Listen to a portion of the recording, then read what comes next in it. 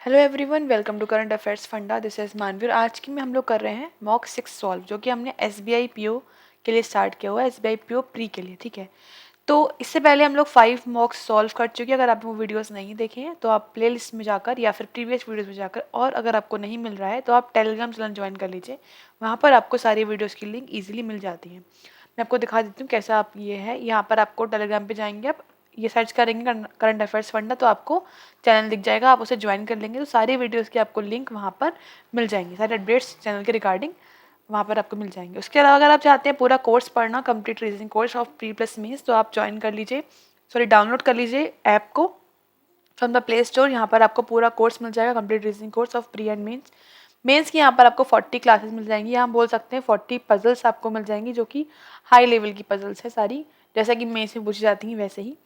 और साथ ही प्री की अगर हम बात करें तो प्री के आपको सारे टॉपिक्स मिल जाएंगे। अब जो टॉपिक्स हैं वो केवल प्री के लिए नहीं है, वो उसमें मेंस तक का पढ़ाया गया है। और प्री के जो पजल्स हैं, मतलब जो 11 टॉपिक्स उसको डिस्ट्रीब्यूट किया गया है, तो आपको 11 टॉपिक सारे वहाँ पर पजल्स के मिल जाएंगे। और हर टॉपिक में, हर क्लास में 3 से पजल सॉल्व की गई हैं, तो आपकी अच्छी खासी प्रैक्टिस वहाँ पर हो जाएगी। और सारे PYQs आपको वहाँ पर लाइन से मिल जाएंगे। सारे एग्जाम जो भी होते हैं उनकी PYQs भी वहाँ पर आपको ऐप पर मिलेंगे। तो आप इस कोर्स को अवेल कर सकते हैं from the play store, from the application, और डाउनलोड करेंगे आप प्ले स्टोर से। ठीक है, अब स्टार्ट करते हैं। यहाँ पर जो हमारा मॉक है, यहाँ पर हम 35 क्वेश्चन सॉल्व करेंगे, जैसे कि एग्जाम में पूछे जाते हैं वैसे ही।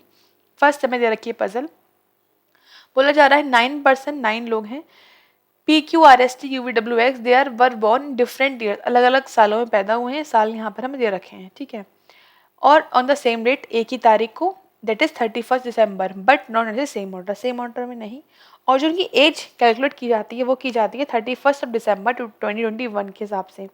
मतलब यहाँ पे जितने भी साल दे रखे हैं उनकी हम एज कैलकुलेट करेंगे 2021 के हिसाब से, जो भी इनकी एज आएगी वो। ठीक है, बेसिक बात यही थी।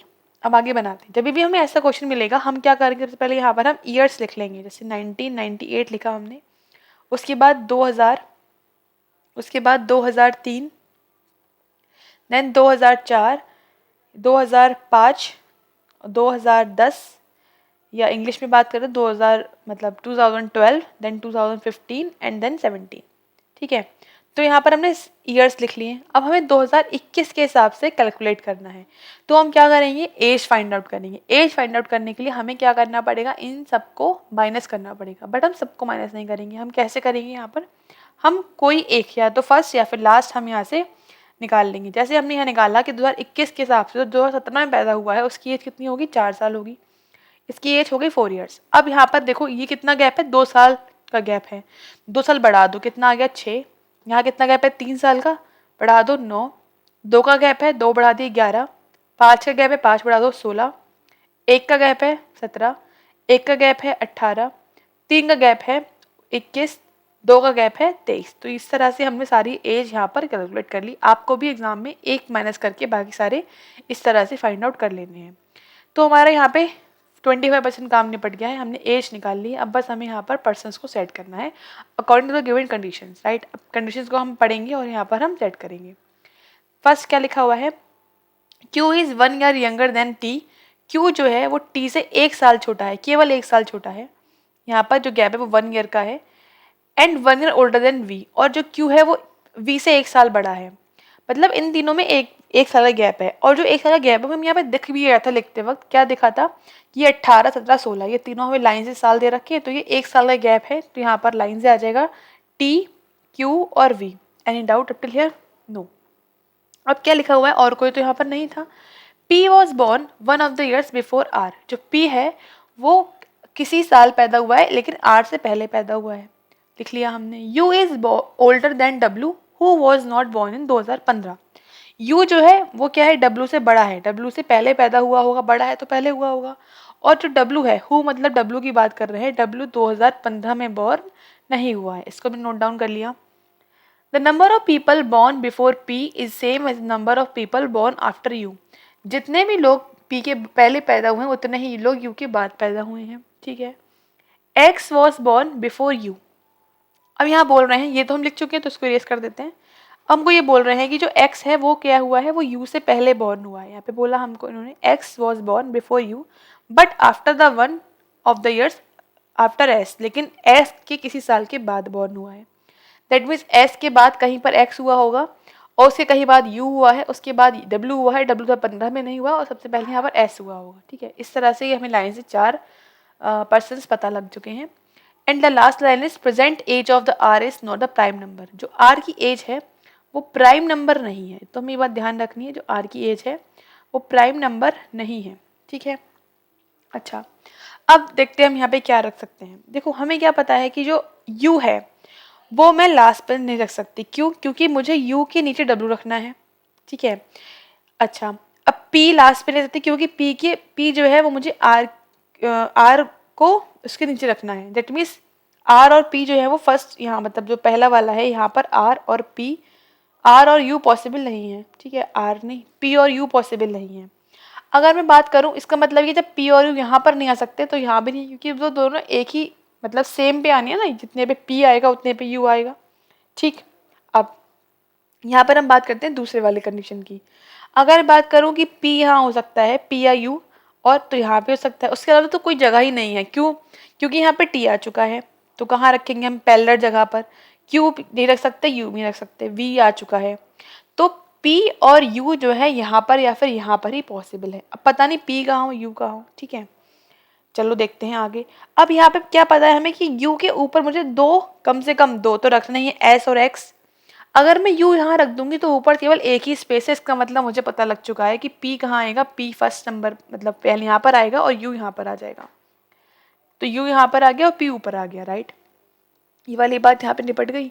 u के नीचे w रखना है, w आ सकता है और 2015 में w नहीं है, तो ये बात यहाँ पर कंप्लीट हो जाती है।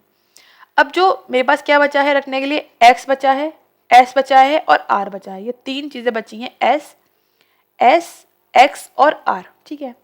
अब u के ऊपर ही तो p के नीचे तो मुझे r रखना है, राइट। तो p के नीचे दो जगह है r रखने की, r या तो यहाँ आ सकता है, r या फिर यहाँ आ सकता है, ठीक है। और u के ऊपर मुझे क्या लेना है, s और x। अब देखो s जो है वो x के ऊपर आना है। देखो जब यहाँ पर r जो है एक जगह इनमें से कोई r लेगा तो कोई एक जगह पर यहाँ पर x आ पाएगा, लेकिन s के लिए स्पेस नहीं बचेगा। तो मुझे इसका मतलब पता लग गया s कहाँ आना है, s यहाँ आएगा, ठीक है। s फिक्स हो गया। अब यहाँ r के लिए बोला गया था कि r प्राइम नंबर पे नहीं आना है, और 9 क्या है, 9 एक कॉम्पोजिट नंबर है और 11 क्या है, एक प्राइम नंबर है। तो r इसका मतलब 11 पे तो नहीं आएगा, तो r कहाँ आ जाएगा, r यहाँ आ गया और बचा क्या, x, और तो x हमारा ये आ गया। This is right solution of this puzzle. Question पर आते हैं, क्या गिवन है। 2010 में कौन बॉर्न हुआ है, कौन हुआ है 2010 में बॉर्न, x हुआ है। x यहाँ पर नहीं दे रखा है तो हम ऑप्शन 5 टिक कर दें, नन ऑफ दीज टिक कर देंगे। फिर बोल रहे हैं x से पहले कौन बॉर्न हुआ है, x से पहले कौन बॉर्न हुआ है, v हुआ है, v के लिए यहाँ पर ऑप्शन 2 टिक कर देंगे। फिर पूछ रहे हैं who is the eldest among all, सबसे बड़ा कौन है, बड़ा कौन है, s है, s के लिए यहाँ पर ऑप्शन 3 टिक कर देंगे। फिर पूछ रहे हैं how many persons are there between p and w, p ये लिखा हुआ है और w ये लिखा है, कितने लोग हैं इनके बीच में, 1 2 3 4 5 6, कितने लोग हैं, 6 हैं। 6 यहाँ पर लिखा ही नहीं है तो मोर देन 4 टिक हम कर देंगे। नेक्स्ट क्वेश्चन देखते हैं। नेक्स्ट पूछ रहे हैं what will be the sum of the present age of x और w। s की एज कितनी है और 23 है, w की कितनी है, 4 है, प्लस कर देंगे तो आ जाएगा 27। दैट इज यहाँ पर हम ऑप्शन 4 टिक कर देंगे, 4 ऑप्शन इज राइट है। नेक्स्ट देखते हैं। नेक्स्ट क्या है, नेक्स्ट लॉगिस्मिक क्वेश्चन है। पजल एक कंप्लीट हो जाती है 5 मार्क्स की। उसके बाद यहाँ पर बोल रहे हैं only a few minute is hand, only a few second is minute, right. मतलब only a few second is minute, कुछ ही सेकेंड्स मिनट है, कुछ नहीं है तो क्रॉस कर देते हैं। Only minute is R means all R is minute, but देखिए मूव नहीं करेगा, तो आर का जो पार्ट है वो इसके अंदर रहेगा, but it can not move. Few minutes is time, कुछ मिनट क्या है, टाइम है। ये बन गया डायग्राम। अब फर्स्ट दे रखा है some R can be time, कुछ आर के टाइम हो सकते हैं, कभी भी नहीं, क्योंकि मैंने आपको बताया स्टार्टिंग में कि जो आर है वो मूव नहीं करेगा, मीन्स ये फॉलो नहीं कर रहा है, first is wrong here. All time can be second, time second हो सकते हैं, हाँ बिल्कुल मूव कर सकता है, टी वाला पार्ट में तो कोई दिक्कत नहीं है, ये मूव करके सेकंड में आ सकता है। और इसका कुछ पार्ट मिनट है तो वो कुछ पार्ट यहाँ भी रहेगा, तब भी ये यहाँ पर ऐसे बन सकता है, सेम क्रिएट हो सकता है, मतलब सेकंड फॉलो कर रहा है। यहाँ पर क्या हो रहा है, ओनली सेकंड ट्रू है, सेकंड फॉलो कर रहा है, मीन्स यहाँ पर ऑप्शन 2 हम टिक कर देंगे। नेक्स्ट देखते हैं। Only a few chess is carrom, कुछ चेस कैरम है, ओनली अ फ्यू कैरम है, कुछ है तो कुछ नहीं भी है, तो कुछ क्रॉस करना पड़ेगा। सम कैरम इज लूडो, कुछ कैरम लूडो है, and mostly ludo is monopoly, ठीक है। तो ये बन गया डायग्राम। अब फर्स्ट क्या पूछ रहे हैं, all carrom can be chess, सारे कैरम चेस हो सकते हैं, हाँ हो सकते हैं, फर्स्ट इज ट्रू है। अब देखो ये हम पहले भी डिस्कस कर चुके हैं ओनली अ फ्यू वाले केस। जस्ट सपोज मैंने क्या माना कि जो ओनली ए है, ओनली ए इज बी, अगर ये लिखा हुआ है तो हम इसे ऐसे बनाते हैं only A is B, sorry only a few A is B, मैं फ्यू वाला कौन सी बता रही हूँ आपको, only a few A is B तो हम बनाते हैं इस तरह से। तो यहाँ पर ये होता है कि बी तो यहाँ पर मूव कर सकता है पॉसिबिलिटी केस में, बट ए जो है वो इधर मूव नहीं करेगा। हमसे अभी कैरम पूछ रहे तो कैरम मूव कर सकता है, चेस पूछते तो मूव नहीं करता, ठीक है। तो फर्स्ट यहाँ पर ट्रू है। सेकंड बोल रहा है सम मोनोपोली कैन बी चेस, कुछ मोनोपोली चेस हो सकती है, हाँ बिल्कुल मोनोपोली वाला पार्ट चेस में आ सकता है। सेकंड भी यहाँ पर ट्रू है, मीन्स यहाँ पर बोथ करेक्ट है। बोथ के लिए यहाँ पर हम ऑप्शन 4 टिक कर देंगे, फाइन। नेक्स्ट बोल रहे हैं only a few September is अक्टूबर, तो यहाँ पर कुछ सेप्टेम्बर क्या है, अक्टूबर है, केवल कुछ है तो हम कुछ नहीं भी होंगे क्रॉस कर देते हैं, ठीक है, ये अक्टूबर हो गया। ऑल नवंबर इज सेप्टेम्बर, सारे नवंबर क्या है, सेप्टेम्बर है, नवंबर इसके अंदर है। फिर बोल रहे हैं ओनली सेप्टेम्बर दिसंबर, मतलब ऑल दिसंबर सितंबर, बट ये कहीं मूव नहीं करेगा। अब जो नवंबर वाला पार्ट है वो मूव कर सकता है, वो दिसंबर मूव नहीं करेगा, ये हमें ध्यान रखना है क्योंकि वो ओनली वाला केस था। First is all December can be November, दिसंबर नवंबर हो सकते हैं, कभी भी नहीं। मैंने आपको बता दिया कि दिसंबर केवल सितंबर में है आएंगे, बट और कहीं नहीं जाएंगे। नवंबर माना इसमें ही है बट ये मूव नहीं करेगा सितंबर के अलावा कहीं पर भी, तो ये रॉन्ग है। सेकंड पूछ रहे हैं सब नवंबर कैन बी अक्टूबर, नवंबर हो सकते हैं, हाँ नवंबर मूव कर सकता है, मैंने आपको बताया ये पहले भी, नवंबर मूव कर सकता है तो वो अक्टूबर में आ सकता है कुछ पार्ट इसका। तो सेकंड यहाँ पे ट्रू है, तो यहाँ पर क्या हो जाएगा only second follow, only second follow means यहाँ पर ऑप्शन हम 2 टिक कर देंगे, फाइन। नेक्स्ट देखते हैं, नेक्स्ट क्या है, पजल है। क्या लिखा है पजल में, 7 persons go to different cities viz Mumbai, Delhi, Hyderabad, Kolkata, Jaipur, Pune, Nashik, but same not necessary same order. Each of them goes by a flight which is scheduled on for 7 days from Monday to Sunday. Schedules है जो flights उन पर जाते हैं, that is Monday to Sunday, fine. Basic बात यही थी कि यहाँ पर क्या बनाना है हमको, Monday, Tuesday, Wednesday, Thursday, Friday, Saturday and Sunday, fine. अब क्या बोल रहे हैं, फर्स्ट लाइन हमें दे रखी है even number of persons goes after G. ये बोल रहे हैं कि जी के बाद जो नंबर्स जो लोग जाएंगे वो क्या है, इवन नंबर्स हैं। अब यहाँ पे 7 days होते हैं, 7 days होते हैं, तो इसका मतलब ये एक पॉसिबिलिटी कि जी कहाँ पर हो, मंडे हो, तो इसके बाद 1 2 3 4 5 6 लोग हो सकते हैं। दूसरी पॉसिबिलिटी जी हो वेंसडे, तब इसके बाद 1 2 3 4 लोग हो सकते हैं। तीसरी पॉसिबिलिटी जे कहाँ पर हो, फ्राइडे पे हो, तब इसके बाद 2 लोग हो सकते हैं। मीन्स यहाँ पर इस तरह से हमारे पास फर्स्ट लाइन से ही 3 पॉसिबिलिटी यहाँ पर बन गई हैं। ये मैंने बहुत पास लिख दिया है, तो इस तरह से हमने यहाँ पर बना लिया 3 पॉसिबिलिटी। अब हमें यहाँ पर ही सेट करना है सब चीज़ें। आगे क्या लिखा है पढ़ते हैं, the person who goes to Pune is schedule on Monday, Monday वाला पर्सन जो है वो पुणे ही जाएगा, तो पुणे हर जगह मंडे पे ही आना है, ठीक है। 3 persons goes between G and the one who goes to Mumbai, 3 लोग जाते हैं मुंबई और जी के बीच में। अब जी यहाँ पर है, 1 2 3 यहाँ पर आ गया मुंबई, इसमें सेकंड वाले केस में 1 2 3 यहाँ पर आ गया मुंबई, इस वाले केस में 1 2 3 यहाँ मुंबई पॉसिबल नहीं है, इसका मतलब ये वाला केस यहाँ पर ही रॉन्ग हो जाता है, मतलब ये तो यहाँ पर नहीं होगा। अब 2 पॉसिबिलिटी बची है। Number of persons goes between the one who goes to Nashik and R is same, जितने भी लोग नासिक और आर के बीच में जाते हैं वो इक्वल हैं, किसके इक्वल हैं, number of persons goes after J, जो जे के बाद जाते हैं उनके। पता नहीं अभी आर का, ना ही नासिक का, ना ही जे का, इसको भी लिख लेते हैं।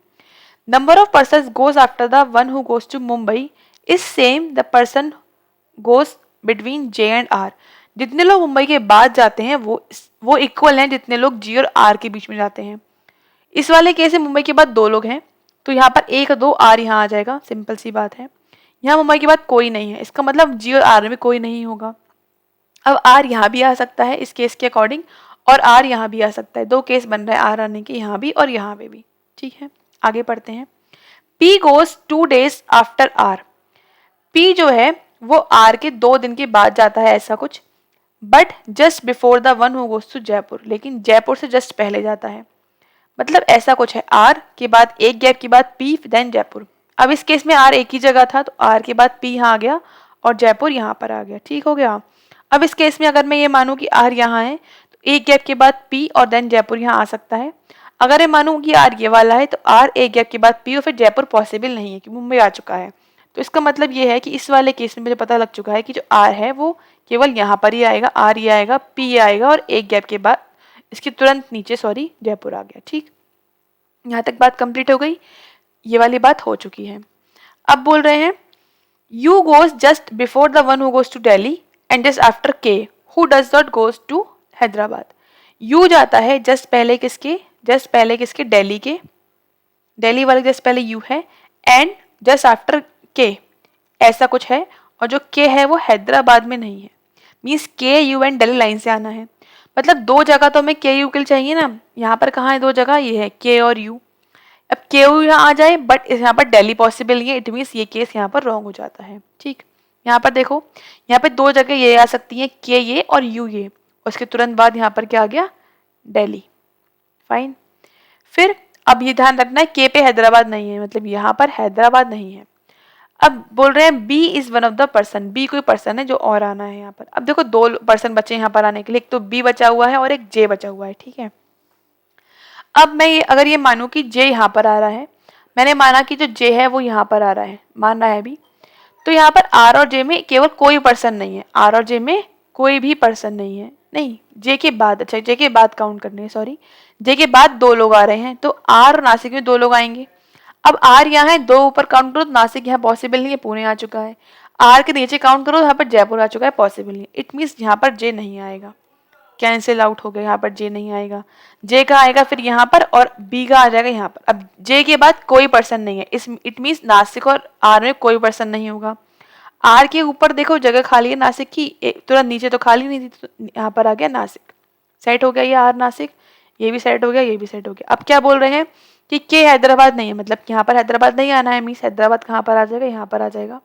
क्या बचा, कोलकाता, तो कोलकाता हम के पे रख देंगे। ये हो गया हमारा right solution of this puzzle. Question देखते हैं हमें क्या गिवन है। What is the combination of is true regarding the arrangement, तो कौन सा ट्रू है, Sunday Hyderabad, no, Friday Jaipur, no, Wednesday Mumbai, no, Tuesday Kolkata, हाँ, फोर्थ इज करेक्ट है, तो ऑप्शन 4 यहाँ पर हम टिक कर देंगे। फिर पूछ रहे हैं how many persons between who goes to Mumbai and K, Mumbai ये है एंड के कहाँ है, के कितने लोग हैं, दो लोग हैं, दो के लिए यहाँ पर ऑप्शन 2 टिक कर देंगे। फिर पूछ रहे हैं in which place a person goes immediately after the person who goes to Nashik, Nashik के बाद कौन जाता है, दिल्ली, तो दिल्ली के लिए यहाँ पर ऑप्शन 1 टिक कर देंगे। How many flights are scheduled after the person who goes to Hyderabad, Hyderabad के बाद कितनी फ्लाइट्स हैं, हैदराबाद के बाद केवल एक ही फ्लाइट है, तो यहाँ पर ऑप्शन 1 टिक कर देंगे। फिर पूछ रहे हैं on which day a person goes to Kolkata, Kolkata कौन से दिन जाता है पर्सन, कोलकाता ट्यूसडे को, ट्यूसडे के लिए यहाँ पर ऑप्शन 4 टिक कर देंगे, मतलब Tuesday is the right answer here. Next the puzzle of distance and direction, लिखा हुआ है 7 हॉकी प्लेयर्स, 7 हॉकी प्लेयर्स है, आर एट डिफरेंट पोजिशंस, अलग अलग जगह पर खड़े हैं एक दूसरे से इन द हॉकी ग्राउंड, ठीक है, एक ग्राउंड में खड़े हुए हैं, तो आगे सेट करना है। यहाँ पर हम जैसे हमें ये क्वेश्चन मिलता है हम क्या करते हैं, पहले यहाँ पर डायरेक्शंस बना लेते हैं, नॉर्थ ईस्ट वेस्ट और साउथ। अब बोल रहे हैं यहाँ पर N is 14 metre west of K who is 10 metre west of H, मतलब एच यहाँ पर कहीं होगा, एच के 10 मीटर वेस्ट में, इधर यहाँ पर क्या है 10 मीटर वेस्ट में कौन है, के है, के 10 मीटर वेस्ट, 10 नहीं 14 मीटर वेस्ट में कौन है, एन है। तो इस तरह से हमने यहाँ पर तीनों सेट कर दिए। अब बोल रहे हैं जे इज ईस्ट ऑफ एन, जो जे है वो एन के ईस्ट में, पता नहीं अभी कितनी डिस्टेंस पर है बट ईस्ट में है उसके। N the distance between H and N is twice, जो एच और एन की डिस्टेंस है वो क्या है, ट्वाइस है कितनी यहाँ पर 24 सेंटीमीटर है, वो ट्वाइस है बिटवीन जे और एन, मतलब जे और एन की इसकी आधी होगी मतलब 12 होगी, तो जे इसकी मुझे इधर सेट करना है और जो कि 12 मीटर पे सेट करना है, मीन्स यहाँ पर कुछ होगा जे और डिस्टेंस कितनी आ गई यहाँ पर 12 मीटर की आ गई, बचा कितना, ये 2 मीटर यहाँ पर बचा हुआ है, लेफ्ट है। फिर बोल रहे हैं L is 16 metre north of J, J के नॉर्थ में कितना 16, लगभग 16 मीटर यहाँ पर क्या है, ये 16 मीटर ऊपर कौन है, यहाँ पर एल है, ठीक है। फिर M is 12 metre east of L, L के 12, देखो अब ये 2 मीटर ये है 10 मीटर ये है, मतलब पूरा यहाँ पे ये जो एच के है उसके बिल्कुल इक्वल ही होगा 12 मीटर, कौन होगा ये, एम होगा। And M is 10 metre north of I, और ये 16 मीटर है लेकिन केवल 10 मीटर नॉर्थ में है किसके, आई के, इतना स्पेस है, ठीक है। वैसे ये बिल्कुल इक्वल बैठेगा इसके। फाइन, क्वेश्चन देखते हैं क्या गिवन है। ये हमारा बन चुका है पूरा कंप्लीट। फर्स्ट पूछ रहे हैं distance between the J and H. देखो जे कहाँ लिखा है, जे ये लिखा है और एच ये लिखा हुआ है। मैंने आपको बताया 10 डिस्टेंस पहले ही बताया, 10 ये 2 ये 12 मीटर डिस्टेंस टोटल। हम 12 मीटर के लिए ऑप्शन 2 हम टिक कर देंगे। फिर पूछ रहे हैं डायरेक्शन बताओ एल की, एल ये लिखा हुआ है एल, और के कहाँ लिखा है, ये लिखा है। तो के की डायरेक्शन, के से पूछ रहे हैं मतलब ये बताना ये कौन सी डायरेक्शन है। तो ये कौन सी है, नॉर्थ वेस्ट है। नॉर्थ वेस्ट के लिए ऑप्शन 2 हम टिक कर देंगे। फिर पूछ रहे हैं एम की distance with direction with respect to H. M ये लिखा हुआ है और एच इसके बिल्कुल नीचे है, मतलब ये कहाँ पर है, नॉर्थ में है। नॉर्थ के लिए यहाँ पर ऑप्शन 2 टिक कर देंगे। Next the question of the pair. Masculine word में कितने पेयर्स है, तो मैस्कुलिन वैल्यू लिख देंगे और हम फिर क्या लिखेंगे, इसकी प्लेस वैल्यूज। मैस्कुलिन लिखा हमने यहाँ पर, एम होता है 13 पर, ए होता है 1 पे, एस होता है 19 पे, सी होता है 3 पे, यू होता है 21 पे, एल होता है 12 पे, आई होता है 9 पे, एन होता है 14 पे और ई होता है 5 पे। राइट, अब काउंट करते हैं। ये लिखा है 13, 13, 14, 15, 16, 17, 18, 19, 20, 21, कोई भी नहीं मिला हमें। 1 से काउंट करते हैं, 1 2 3, एक यहाँ पर पेयर मिल गया, 2 3 4 5 6 7 8, आगे कोई भी नहीं है। फिर लिखा हुआ है 19, 19, 20 और 21, एक और मिला है यहाँ पर हमें 21 तक का, और कोई भी नहीं मिलेगा, कोई उससे बड़ा कोई है नहीं। फिर है 3 3 4 5 6 7 8 और 4 5 6, इसका कोई भी नहीं मिल रहा है। देन 21 से बड़ा कोई है नहीं, काउंट करने की नीड नहीं है। फिर काउंट करेंगे 12 13 14, हमें एक ही मिल गया 13 14। फिर 13 14 15 16 17, इस साइड कोई भी नहीं मिला। 9 से काउंट करेंगे 9 10 11 10 11 12 13 14 15, इस साइड नहीं है। देन 14 से काउंट करेंगे 15 16 17 18 19, हमें एक ही मिल चुका है 14 टू 19, राइट। फिर 5 से काउंट करेंगे 5 6 7 8 9 10 11 12 13, तो हमें यहाँ पर एक और मिल गया है। अब क्या काउंट कर लो, 1 2 3 4 5, कितने मिल गए हमको यहाँ पर, 5 पेयर्स मिल गए हैं टोटल। 5 में से यहाँ पर ऑप्शन हम 1 टिक कर देंगे। नेक्स्ट क्वेश्चन देखते हैं। नेक्स्ट क्या है, एक पजल है। बोल रहे हैं 10 persons A B C D E F G H I J are sitting in a parallel row such that 5 persons sit in each row but not necessarily same order, same order में नहीं। Person sit in row 1 faces south direction and person in row 2 faces north। रो 1 के लोग south देख रहे हैं, रो 2 के लोग north देख रहे हैं। यहाँ पे ये नहीं बताया गया कि कौन सा पर्सन किस रो में बैठा हुआ है। Person sit in row 1 faces row 2 के पर्सन रो 1 को फेस कर रहे हैं एंड वाइस वर्सा। बस यहाँ पर एक बात जो पॉइंट है वो ये लिखी हुई है, consecutive named persons according to alphabetical order neither sit adjacent nor opposite to each other. मतलब क्या है इस लाइन का, जैसे सपोज कोई पर्सन सी है, सी के तुरंत बाद डी आता है, तुरंत बाद डी आता है और तुरंत पहले बी आता है, मतलब ऐसा कुछ होता है बी सी और डी। तो सी के आसपास ना लेफ्ट में ना राइट में ना तो बी होगा ना ही डी होगा, ना तो बी होगा ना ही डी, और सामने वाले पर्सन में भी बी और डी पॉसिबल नहीं है। हमको ये बताना चाह रहे हैं। अब वो ये रूल सब पे अप्लाई होता है जो भी जे तक के पर्सन है। कॉन्जिक्यूटिव नेम वाले पर्सन साथ वाले जो अल्फाबेट में साथ में आते हैं वो यहाँ पर साथ में नहीं आएंगे, ना ही सामने आएंगे उसके। ये बात हमें ध्यान रखनी है। अब हम बनाते हैं, यहाँ पर क्या बोल रहे हैं, यहाँ पर बोला जा रहा है 5 लोग बनाने हैं हमको, राइट। तो रो 1 और रो 2, रो 1 ही थी ना ऊपर, रो 1 राइट। फिर ये रो 2 है, रो 1 जो है साउथ देख रही है, रो 2 नॉर्थ देख रही है। तो 1 2 3 4 5, 1 2 3 4 5, ठीक है। अब बोल रहे हैं first J sits third the right of G and either of them sit at the extreme end of the row. अब यहाँ से बनती है 4 पॉसिबिलिटी, क्योंकि हमें ये भी नहीं पता है कि जे और जी जो है वो कौन सी रो में है। तो ये फर्स्ट केस हो गया। सेकंड केस बनाते हैं, पहले सारे बनाते हैं फिर हम साइड करेंगे। 1 2 3 4 5, 1 2 3 4 5, ठीक। अगला 1 2 3 4 5 और 1 2 3 4 5, ठीक है। उसके बाद नेक्स्ट एक और बनाते हैं, 4 केस में काम हो जाना चाहिए। 1 2 3 4 5 और 1 2 3 4 5, ठीक। अब ये बोला जा रहा है कि जी के राइट में है जे, कभी एक बार में एक पर्सन इसमें एंड पे है, आइदर ऑफ द मतलब कोई एक, ठीक है। अब मैंने ये माना कि जी और जे पहले मैं मान रही हूँ रो 1 में है। अगर रो 1 में होंगे तो जी के राइट में होगा, ये जी का राइट में थर्ड, मतलब जी यहाँ पर है और जी के राइट में 1 2 3 यहाँ पे जे आ जाएगा। एक बार ये हो सकता है जी एंड पर हो, 1 2 3 यहाँ पर जे हो। रो 1 के हिसाब से ये पॉसिबल है। और रो 2 के हिसाब से क्या है कि जी के राइट में है तो जी एंड पर हुआ, 1 2 3 यहाँ पर जे हो गया, और एक बार यहाँ पर हुआ तो जे एंड पर हो गया। ये 4 पॉसिबिलिटी बन गई जे और जी की। फिर बोला जा रहा है one person sit between H and I and none of them sit at the extreme end of the row. H और आई में एक पर्सन है और इनमें से कोई भी एंड पर नहीं है, ठीक है। लेकिन एक बात यहाँ पर समझने वाली है क्या कि जे के पास कौन आता है, आई। तो जे के ना तो पास वाले पे और ना ही उसके सामने वाले पे आई पॉसिबल है, ठीक है। और एच जी के पास आता है तो एच ना तो इन दोनों पे पॉसिबल है और ना ही उसके सामने पॉसिबल है। तो एच कहाँ आएगा, एच यहाँ पर आ सकता है और एक गैप पे आई यहाँ आ सकता है बस। और इस केस में और पॉसिबिलिटी कोई भी नहीं है, एंड पर आना नहीं है। पास यहाँ मना कर रहे हैं, आई यहाँ पर एच नहीं आ सकता, यहाँ पर आई नहीं आ सकता। अगर मैं आई यहाँ रखूंगी तब भी आई पॉसिबल नहीं है, तो मतलब सामने ही साइड में पॉसिबल हो सकता है, वो भी तब जब एच और जी सामने ना हो और जे और आई सामने ना हो, दोनों एंड पर भी ना हो, बस यही पॉसिबल है। इस केस की अगर हम बात करें तो यहाँ पर कहाँ पॉसिबल है, यहाँ पर आ सकता है इस तरह से, एच यहाँ पर आ गया, इसके सामने आ सकता है, ये 8th पे है, ये 10th पे, और आई यहाँ पर आ सकता है, ठीक है। और तो कोई पॉसिबल नहीं है, एंड पर आ जाएंगे वरना।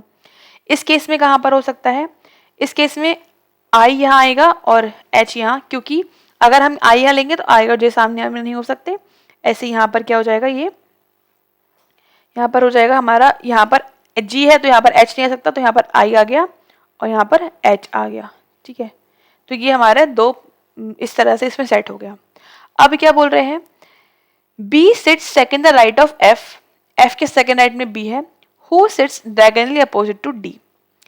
एफ के सेकंड राइट में डी है और जो डी है, डी नहीं है सॉरी बी है, और जो डी है और जो बी है वो एक दूसरे के डायगोनली अपोजिट बैठे हुए हैं, ठीक है। अब एफ कहां पर देखते हैं, एफ कहां पर आ सकता है। अब एफ किसके सामने आमने नहीं आना है, एफ जी के पास नहीं आना है, और एफ से पहले कौन है, ई के पास नहीं आना है, ठीक है। और जो बी है वो ए और सी के पास, तो ए और सी तो लिखा ही नहीं है, बस जी की बात रह गई। इसका मतलब ये है कि जो ये जी है इसके ना तो इस साइड एफ आएगा ना ही इस साइड एफ आएगा। अब यहाँ पर एफ अगर मैं लिख भी दूँ तो एक गैप के बाद बी पॉसिबल नहीं है। यहाँ पर देखिए अगर हम तो एफ के एक गैप के बाद यहाँ पर, एक सेकेंड एक बार फिर से पढ़ते हैं, हु मतलब एफ की बात कर रहे हैं, एफ को एंड पर बैठना है, एफ को डायगोनली बैठना है मतलब। तो एफ यहाँ पर आएगा तभी डायगोनली यहाँ पर डी पॉसिबल है। यहाँ पर अगर मैं एफ रख दूँ तो डायगोनल पॉसिबल नहीं है, तो एफ यहाँ आ गया, बी यहाँ राइट में आ गया और डी यहाँ आ गया, ठीक। अब अगर इस केस की बात करें तो एफ जो है जी के पास आएगा नहीं, जी के सामने आएगा नहीं, मतलब यहाँ पर नहीं आ सकता, यहाँ भी नहीं आ सकता। अब अगर मैं एफ यहाँ रखूंगी तो राइट में बी नहीं आ पाएगा, है ना, क्योंकि ये लेफ्ट में बी हो रहा है। अगर मैं एफ यहाँ रखूं तो डायगोनल पॉसिबल नहीं है। एफ यहाँ रखेंगे, अगर हम एफ यहाँ रखते हैं तो यहाँ पर बी आ जाएगा बट डायगोनल पॉसिबल नहीं है। इट मीन्स ये केस यहाँ पर रॉन्ग हो जाता है। नेक्स्ट चेक करते हैं, एफ इसके सामने नहीं आ सकता। एफ अगर मैं यहाँ रखूं तो राइट में बी यहाँ आ जाएगा, बट एफ यहाँ रख के फायदा नहीं है कोई, क्योंकि एफ के डायगोनल डी नहीं हो पाएगा। अगर एफ यहाँ रखें डायगोनल की जगह नहीं है, एफ यहाँ आएगा नहीं। एफ अगर यहाँ रखते हैं तो बी यहाँ आ जाएगा बट डायगोनल की जगह नहीं है। इट मीन्स ये केस भी रॉन्ग, यहाँ पर जगह ही नहीं है एफ बी और डी रखने की। अगर हम यहाँ पे चेक करें तो एफ यहाँ आ सकता है बट सामने डी नहीं आ पाएगा। एफ यहाँ आ सकता है, एफ यहाँ बिल्कुल आ सकता है, और एफ के राइट में ये बी हो गया और यहाँ पर डी हो गया। तो ये दो पॉसिबिलिटी बस बची हैं, दो पॉसिबिलिटी यहाँ पर कैंसिल हो गई हैं। फिर लिखा आ रहा है कि C faces the one who sits, अच्छा, third the left of A who does not face south. अब ये बता दिया कि जो ए है वो साउथ फेस नहीं कर रहा है, मतलब ए नॉर्थ फेस कर रहा है, तो नॉर्थ में ए यहीं आता है, एक ही जगह बची है, और यहाँ पर तो दो जगह बची हुई हैं। अब ये लिखा हुआ है कि जो ए के थर्ड में है उसको सी फेस कर रहा है।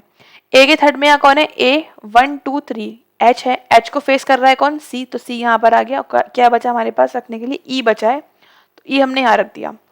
अब अगर इस केस की बात करें तो ए यहाँ पर आ सकता है, तो ए के थर्ड लेफ्ट में यहाँ पर जगह नहीं है, इसका मतलब ए यहाँ तो आएगा नहीं।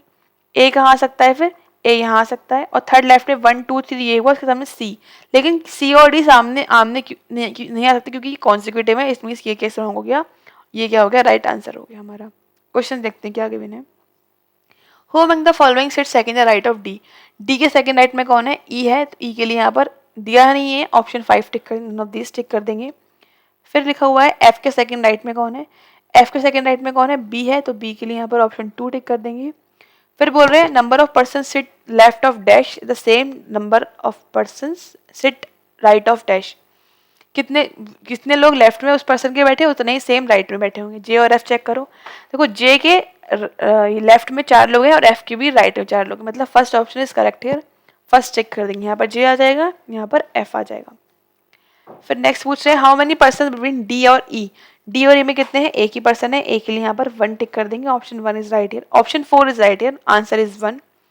Next, who among the following sits the right of I, I के राइट में कौन बैठे हुए हैं, आई के राइट में केवल एक ही पर्सन है ए, तो यहाँ पर हम ऑप्शन 2 टिक कर देंगे।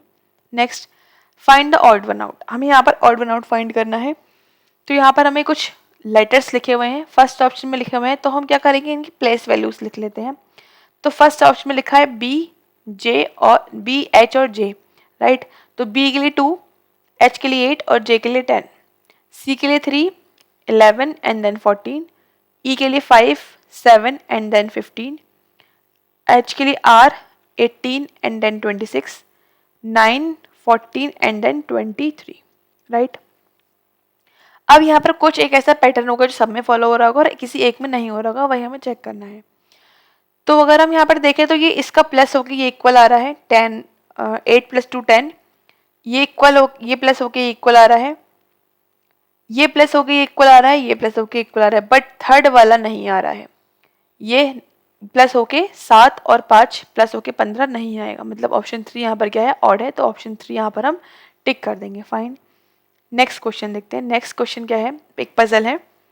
अ certain number of persons are sitting in a row facing south direction, कुछ लोग बैठे हुए हैं साउथ फेस कर रहे हैं, G sits for the right of W, बनाते हैं इसको। अब यहाँ हमको बोला गया है कि सारे के सारे लोग साउथ फेस कर रहे हैं, तो हमें यहाँ पर ऐसा भी कोई नीड नहीं है कि हम साउथ को नीचे ही मानेंगे, साउथ को मान सकते हैं कि वो ऊपर है, जैसे सपोज साउथ यहाँ पर है और नॉर्थ कहाँ पर है, नीचे है, नॉर्थ की तो बात ही नहीं है, सब साउथ फेस कर रहे हैं, साउथ फेस करें तो राइट लेफ्ट इजी हो जाता है, इसलिए मैंने साउथ ऊपर माना है। मैं साउथ नीचे ही मान सकती थी, बट उससे राइट लेफ्ट प्रॉब्लम होती है, इससे क्या होता है ना, हम अपने हिसाब से राइट लेफ्ट चूज कर लेते हैं, इसलिए हमने जस्ट सपोज इजी करने के लिए माना है, साउथ यहाँ पर है।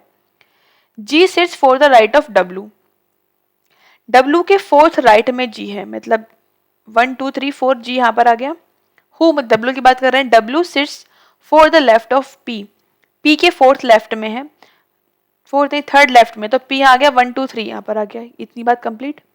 The number of person sit between P and W, कितने लोग बैठे हैं, 2 लोग बैठे हैं, दिख रहा है पी डब्ल्यू 2 लोग हैं, उतने ही लोग जी के राइट में हैं, 2 लोग हैं, मतलब जी के राइट में यहाँ पर खत्म हो जाती है ये वाली सीरीज, ठीक है।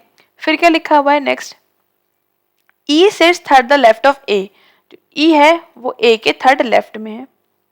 6 person are there between E and F, E और एफ के बीच में 6 लोग हैं। Odd prime number of the person sit between G and H, G और एच के बीच में जो भी नंबर है वो क्या है, वो एक ऑड प्राइम नंबर है, ऑड भी है और प्राइम नंबर भी है। फिर क्या लिखा है, हु मतलब एच की बात कर रहे हैं, does not sit right of A, मतलब जो एच है वो ए के लेफ्ट में है, ठीक है। 5 persons are there between P and A, तो पी ए आ चुका है, अब इस साइड तो 3 ही लोग बचे हैं, तो इस साइड ही आएगा ए, 1 2 3 4 5, यहाँ पर क्या आ गया, ए आ गया, 5 लोग बैठे हैं इनके बीच में। 4 person sit to the left of A, और ए के लेफ्ट में 4 ही लोग हैं, तो ए आ चुका है 1 2 3 और 4, यहाँ पे खत्म हो जाती है सीरीज। कितने टोटल लोग कितने हैं, 1 2 3 4 5 6 7 8 9 10 11 12 13 14, 14 पीपल आर देयर। अब हमें इनिसाइड करना है। अब यहाँ पे बोल रहे हैं ए के थर्ड लेफ्ट में ई है, तो 1 2 3 यहाँ पर क्या आ गया, ई आ गया, ये वाली बात खत्म। ई और एफ में 6 लोग हैं, तो इस साइड तो आ नहीं पाएंगे, 1 2 3 4 5 6, तो एफ कहाँ आ गया, एफ यहाँ पर आ गया, ये वाली बात खत्म। अब ये बोल रहे हैं कि जी और एच में जो है वो और प्राइम नंबर है, अब जो एच है वो ए के लेफ्ट में आना है, मतलब एच की 3 पॉसिबिलिटी है, एच यहाँ आ सकता है, एच यहाँ आ सकता है और एच यहाँ आ सकता है। जैसे सपोज मैंने माना कि एच यहाँ पर है, अगर एच यहाँ है तो काउंट कर लो कितने लोग हो रहे हैं जी और एच में, 1 2 3 4 5 6 7 8 9 और 10, 10 is not the odd number, 10 even number है तो यहाँ पर तो h नहीं आएगा। यहाँ आगे हम बात करें यहाँ पर, तो 1 2 3 4 5 6 7 8, 8 भी इवन नंबर है, मतलब h यहाँ पॉसिबल नहीं है। बचा कहाँ, h यहाँ है। काउंट करो कितने लोग हैं, 1 2 3 4 5 6 7, 7 लोग हैं। 7 इज ऑड भी है और प्राइम भी है, मीन्स हमें यहाँ पर यहीं पे रखना था h को। इस तरह से हमारी सीरीज सेट हो गई।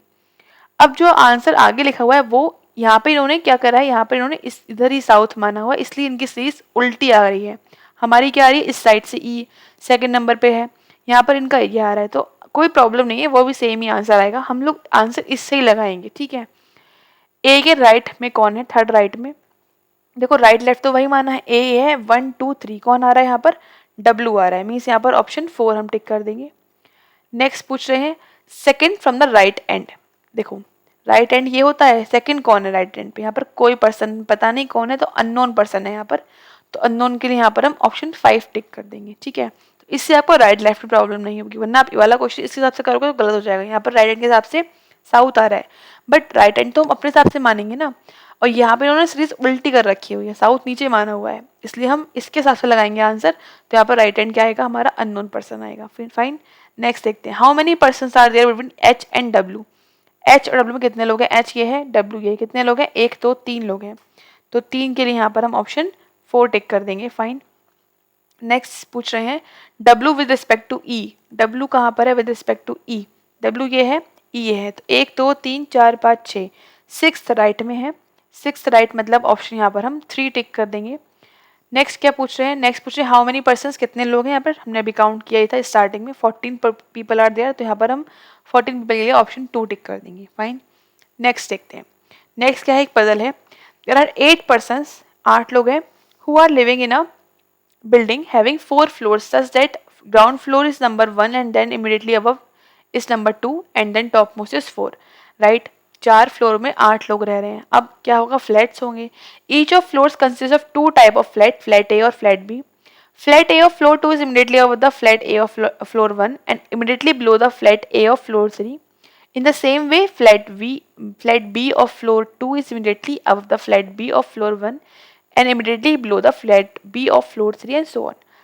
Also, flat A is in the west of flat B, means flat A यहाँ पर होगा और flat B इसके west में है, मतलब flat B के west में flat A है, मतलब इस तरह से बनेगा।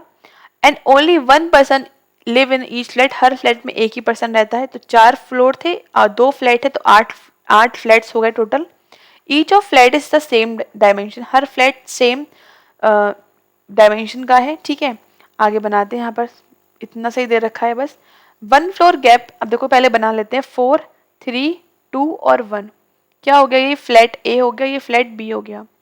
क्या बोल रहे हैं यहाँ पर, इसको बना लिया हमने, बोल रहे हैं 1 floor gap between A and और ए और एफ। ए और एफ में केवल एक का ही गैप है, ए और एफ में एक का ही गैप है, एफ ऊपर भी हो सकता है, ठीक है। फिर लिखा है H lives the west of B who lives the north east of F. देखो नॉर्थ बना लेते हैं पहले तो, नॉर्थ ईस्ट वेस्ट साउथ। अब बोल रहे हैं बी के वेस्ट में एच है, मतलब बी के वेस्ट में एच है, मतलब बी इधर वाले फ्लैट में होगा और एच इस वाले फ्लैट में होगा। हु मतलब बी की बात कर रहे हैं, नॉर्थ ईस्ट में रहता है, किसके, एफ के। इसका मतलब पता लग गया कि जो एफ है वो नीचे होगा, ए ऊपर होगा कहीं पर, ठीक है। अब यहाँ पर बनाएंगे इसको।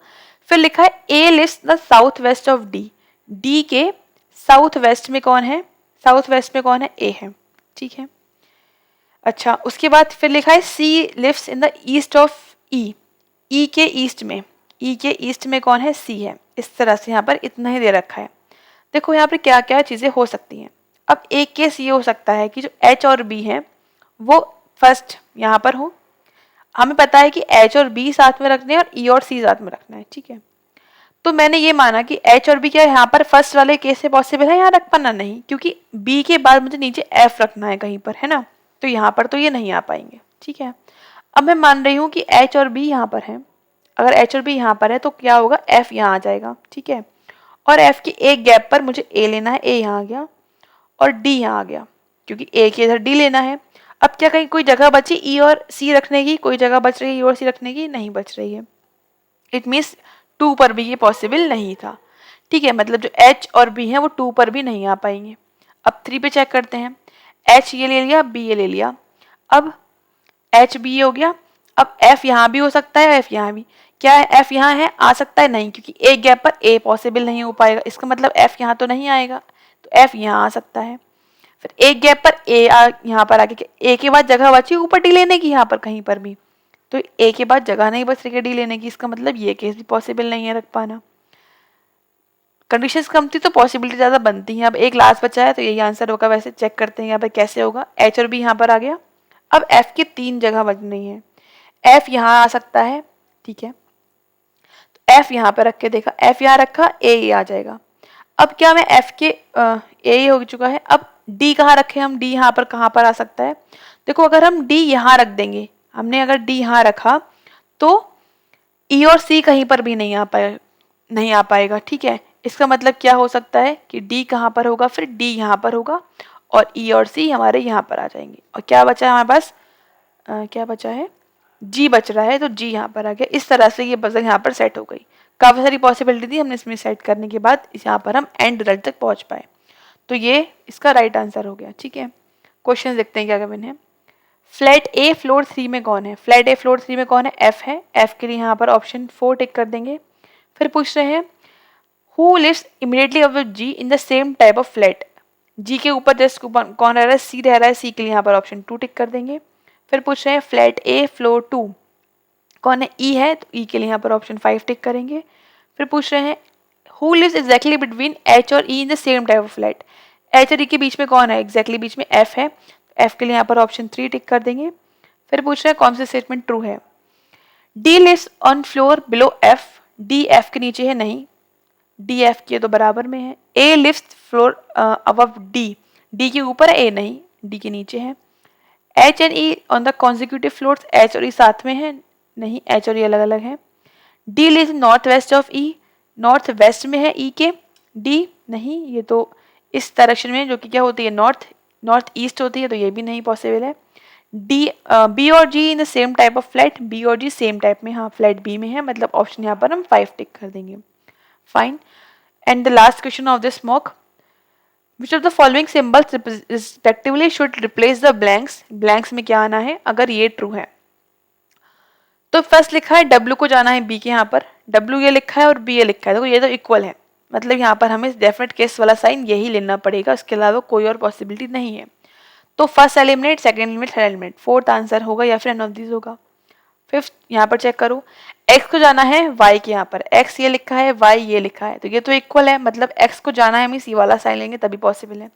मिल गया हमें आंसर, क्या हो गया फोर्थ। यहाँ पर हमें एक ग्रेटर मिला है और एक लेस मिला है, तो जो फोर्थ में लिखा हुआ है ये वाला साइन इन कॉमा ये साइन हमें यहाँ पर चाहिए, तभी ये दोनों केस पॉसिबल हो सकते हैं। तो इस तरह से यहाँ पर हमारे अगेन मॉक 6 के 35 क्वेश्चंस कंप्लीट होते हैं।